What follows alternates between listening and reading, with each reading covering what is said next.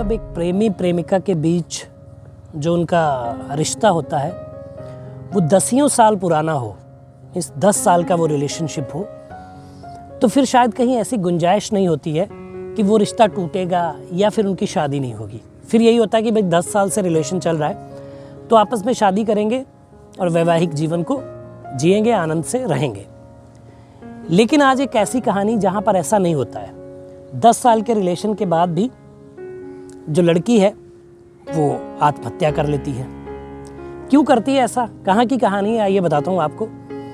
अनसुलझे रिश्तों को सुलझाती एक डोर, यानी कि मैं आपका लव गुरु। नमस्कार दोस्तों, मैं हूँ युवराज सिंह और आप देख रहे हो मेरा यूट्यूब चैनल लव गुरु युवराज। दोस्तों आशा करता हूँ आप लोग स्वस्थ होंगे, मस्त होंगे और अपनी लाइफ को एंजॉय कर रहे होंगे। दोस्तों कहानी है उत्तर प्रदेश के झांसी की, जहाँ पे एक महिला है जिसका नाम है सुमनलता अहिरवार। वो अरहौरा गांव एक है, वहाँ पे वो हाई स्कूल की सरकारी टीचर है जहाँ पे वो पढ़ाती है। और उनका प्रेम संबंध जो एक लेखपाल से करीब 10 साल पहले से चल रहा है, जहाँ पे वो उनसे प्रेम करती थी वो और वो भी उनसे प्रेम करते थे। अब ये 10 साल ये जो महिला है सुमनलता अहिरवार भट्टा गांव की निवासी हैं ये। तो जब ये रिलेशनशिप इनका चल रहा था उसको करीब 10 साल बीत गए थे, तो बीच में इनकी शादी की बात होती थी। अब दोनों सरकारी मुलाजिम थे, दोनों अच्छा खासा कमाते थे। अब वो चाहते थे कि सेटल हो जाए, लेकिन जो ये लेखपाल साहब थे ये थोड़े मनमौजी टाइप थे, दिलफेक आशिक। इनसे तो चल ही रहा था, अलग भी मुंह मारते थे। लेकिन ये बातें जो है सुमनलता को गवारा नहीं थी, वो इनको मना करती थी और शादी के लिए प्रेशराइज्ड करती थी कि मुझसे शादी ये करें।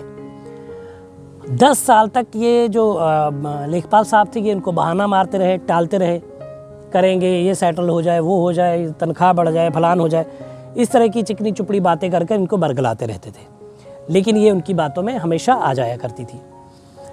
जून 2023 में ये जो लेखपाल साहब थे इन्होंने शादी कर ली एक अन्य महिला से।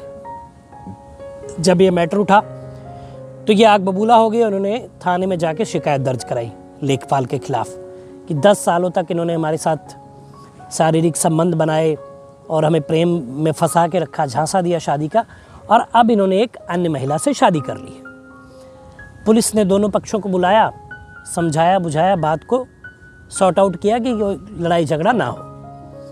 इस पर जो इनके प्रेमी थे लेखपाल साहब, उन्होंने शादी तो की थी, लेकिन इधर ये सुमनलता से भी मिलते रहते थे और सुमनलता को इन्होंने ऐसे शीशे में उतार रखा था कि सुमनलता इनकी बातों के अलावा और कुछ सोच नहीं पाती थी। वो कहता था कि अब मैं जल्दी ही अपनी वाइफ से तलाक ले लूँगा और मैं तुमसे शादी कर लूँगा। सुमनलता इस चीज़ से खुश थी कि चलो ठीक है, मुझसे शादी करेगा। सुमनलता एक सच्चा प्रेम करती थी अपने प्रेमी से, वो उसको खोना नहीं चाहती थी और उसके साथ ही वो जीवन व्यतीत करना चाहती थी। अब जब ये सारी चीज़ें चल रही थी, इसी बीच में अक्सर इन लोग का मिलना जुलना होता था। तो यही बातें वो रिपीट होती थी कि मैं कर लूँगा, शादी कर लूँगा तुमसे, उसको तलाक दे दूँगा। लेकिन लास्ट में जब ये ज़्यादा सुमनलता उसके पीछे पड़ी तो उसने मना कर दिया कि मैं जो है तुमसे शादी नहीं करूँगा, मेरी शादी हो गई, मैं वहीं रहूँगा। अब ये कैसी तनातनी गर्मा गर्मी हुई कि उन्होंने ऐसी बात बोली और सुमनलता ने घर जाकर जहर खाकर अपनी जान दे दी। ये सारी बातें बताई सुमनलता की छोटी बहन ने पुलिस को कि ऐसा ऐसा मामला इस पूरे प्रकरण में रहा है, ये सारी चीज़ें हुई हैं। पुलिस ने उसको बुलाया, लेखपाल साहब को, उससे बातचीत की, तो ये सारी चीज़ें उन्होंने भी मानी कि ऐसा ऐसा हुआ है। अब इनके खिलाफ जो कार्रवाई होगी, जो कानूनन तौर पे होती है वो होगी। लेकिन यहाँ पे जो है सुमनलता को अपनी जान गंवानी पड़ी। एक प्रेम करने का उनको क्या फल मिला, किसी को इतना चाहने का क्या फ़ायदा मिला, इतने साल अपना समय देने का क्या फ़ायदा मिला? फ़ायदा ही कुछ नहीं मिला, मौत मिली। एक अच्छा खासा जीवन जहाँ पे वो सरकारी महिला टीचर भी थी, अच्छे पैसे कमाती थी, लेकिन अब उनको अपनी जान देनी पड़ी, फ़ायदा कुछ भी नहीं मिला। तो दोस्तों ये कहानी बताने का मकसद ये कि देखिए, जब आप किसी के साथ प्रेम में हैं, प्यार में हैं, आप इतना लंबा टाइम पीरियड जिनके साथ चल के आए हैं, तो मुझे लगता है कि आपको उनको समझने में, जान लेने में, अगर आप बहुत ज़्यादा भी टाइम लेंगे तो 1 महीना मुझे लगता है कि आप किसी को अच्छे से जान सकते हैं। जब आप किसी साथ प्रेम में, उसकी आदत कैसी है, उसका व्यवहार कैसा है, as a nature human being कैसा है, वो वो सारी चीज़ें आप जान सकते हैं कि कैसा उसका व्यक्तित्व है ना, कि वो दयालु प्रवृत्ति का है या मतलब गलत तरीके इंसान है या क्रिमिनल माइंड है। बहुत सारे पहलू होते हैं जिनको आप जान सकते हैं 1 महीने में बाखूबी से। बिल्कुल भी इसमें कोई गुंजाइश ही नहीं है। वैसे तो 10 दिन में आदमी को जाना जा सकता है जिनके साथ आप रोज़ मिलते हैं, लेकिन फिर भी 10 साल का रिलेशनशिप और 10 साल का टाइम पीरियड मेरे ख्याल से बहुत बड़ा टाइम पीरियड होता है किसी को जानने के लिए।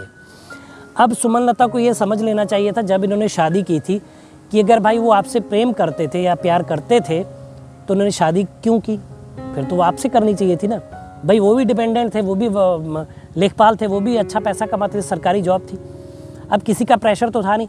अगर हाँ लड़का लड़की दोनों जॉब में नहीं है, गवर्नमेंट जॉब में नहीं है, गवर्नमेंट जॉब में अपने इंडिया में बड़ा वो माना जाता है कि एकदम सिक्योर फ्यूचर है, तो ये बातें उठती है कि भाई उनको सहारा लेना पड़ेगा, घर वालों को 100 चीज़ें करनी पड़ेगी।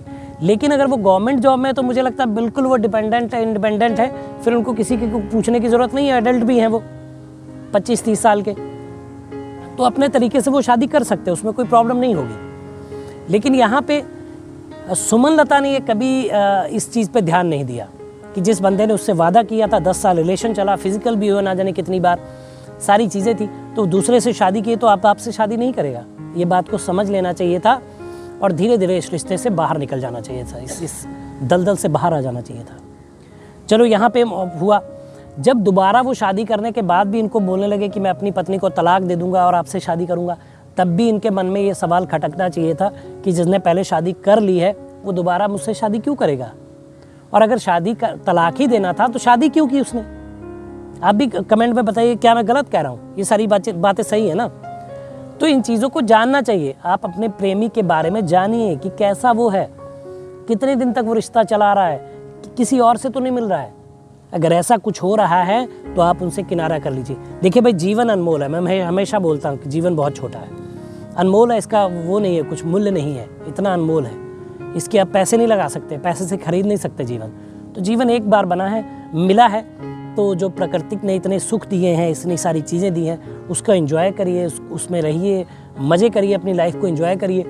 लेकिन किसी की बातों में आकर और किसी के झांसे में आकर अपने जीवन को बर्बाद ना करिए, क्योंकि वो तोहफा आपको दोबारा नहीं मिलेगा। मरने के बाद क्या होता है पता नहीं।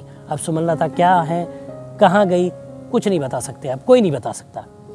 तो ये वीडियो बताने का मेरा मकसद, ये वीडियो बनाने का मेरा मकसद, ये वीडियो दिखाने का आपको मेरा मकसद यही था कि चीज़ों को समझिए, प्यार में अंधे मत बनिए, प्यार करिए। बहुत अनमोल तोहफा है कुदरत का प्यार।